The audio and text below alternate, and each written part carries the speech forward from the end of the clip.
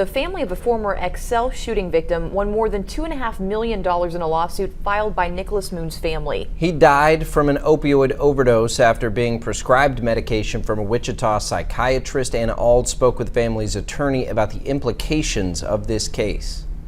Rachel, Jacob, this is the first time we are hearing about this case. The victim, Nicolas Moon, died in 2017. That's a year after the Excel shooting. He was 30 years old and leaves behind a wife and a young son. This is Nicolas Moon. He died at the age of 30 from an opioid overdose in 2017.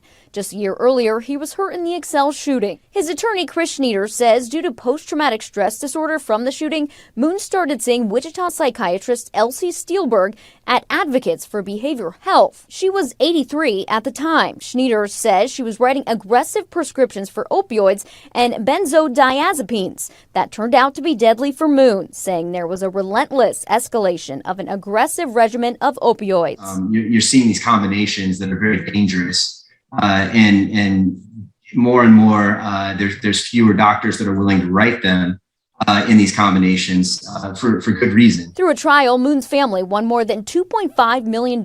Moon's wife says in a statement, "Having Nick back would be the only thing that my family wants, but we know that is not possible.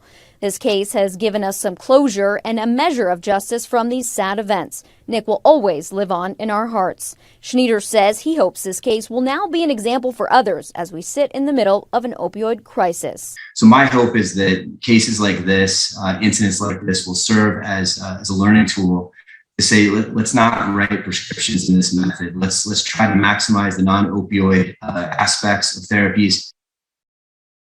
Dr. Steelberg is currently in an assisted living home and was not able to participate